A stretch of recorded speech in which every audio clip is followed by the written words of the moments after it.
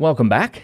In the last video, we went through some of the steps that we've been through before in terms of training and testing a model, but we also butted our heads up against two of the most common issues in machine learning and deep learning in general, and that is data type issues and shape issues. But luckily, we were able to resolve them, and trust me, you're going to run across many of them in your own deep learning and machine learning endeavors. So I'm glad that we got to have a look at them and I could show you what I do to troubleshoot them. But in reality, it's a lot of experimentation. Run the code, see what errors come out, Google the errors, read the documentation, try again. But with that being said, it looks like that our model, our multi-class classification model, has learned something. The loss is going down, the accuracy is going up, but we can further evaluate this by making and evaluating predictions with a PyTorch multi-class model. So how do we make predictions? We've seen this step before, but let's reiterate. Make predictions. We're going to set our model to what mode? Eval mode. And then we're going to turn on what context manager? Inference mode, because we want to make inference. We want to make predictions. Now, what do we make predictions on? Or what are the predictions? They're going to be logits, because why? They are the raw outputs of our model. So we'll take model 4, which we just trained, and we'll pass it the test data. Well, it needs to be blob test, by the way. I keep getting that variable mixed up. We just had enough problems with the data, Daniel. We don't need any more. You're completely right. I agree with you. But we're probably going to come across some more problems in the future, don't you worry about that. So let's view the first 10 predictions. Y logits, what do they look like?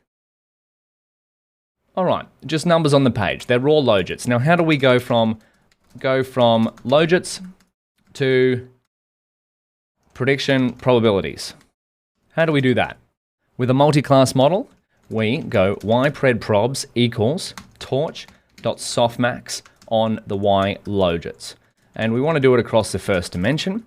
And what do we have when we go predprobs? Let's go up to the first 10.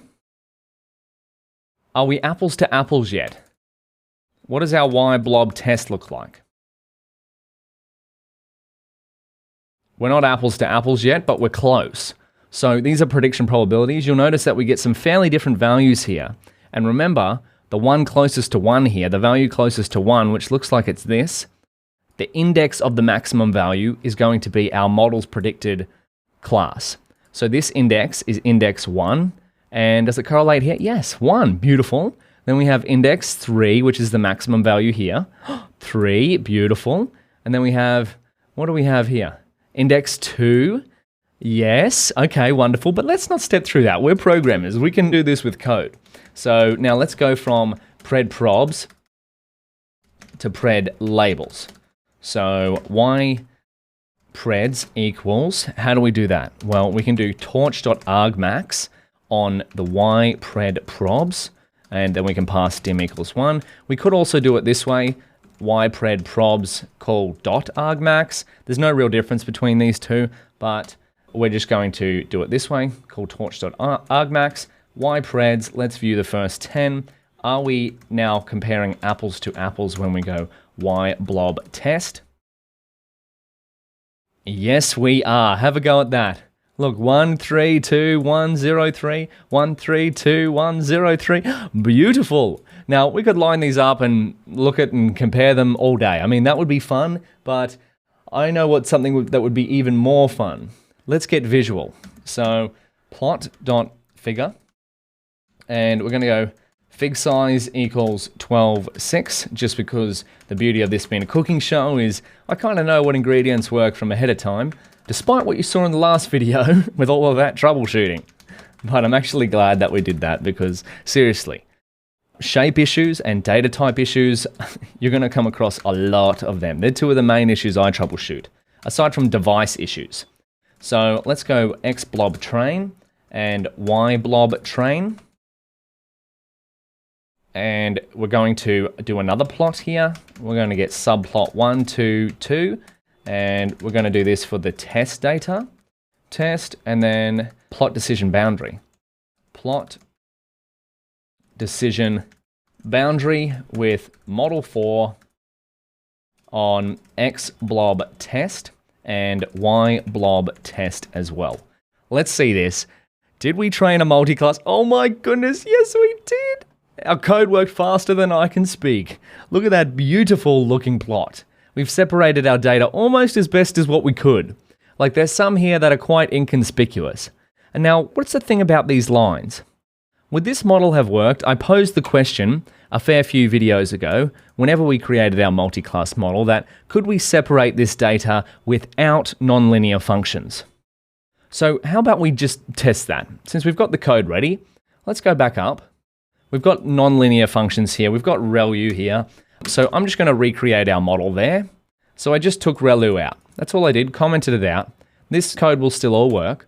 And, or fingers crossed it will. Don't count your chickens before they hatch, Daniel, come on. We're just going to rerun all of these cells. All the code's going to stay the same. All we did was we took the nonlinearity out of our model. Is it still going to work? Oh my goodness, it still works. Now, why is that?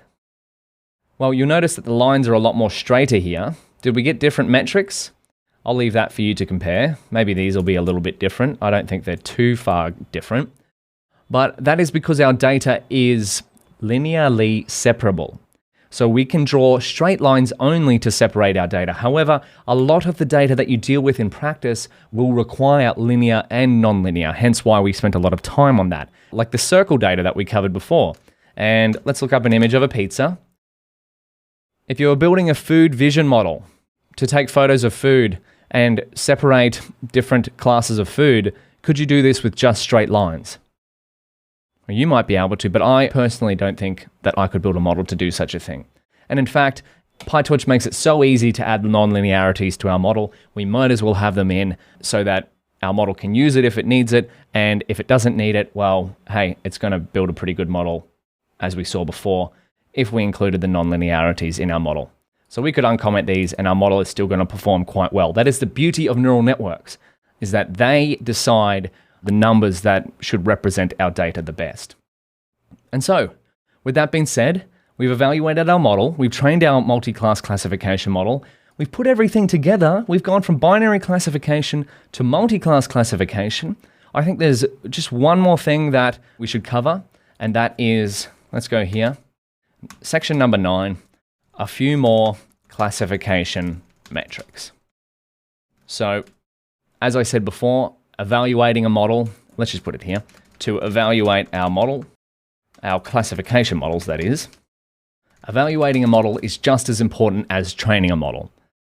So I'll see you in the next video. Let's cover a few more classification metrics.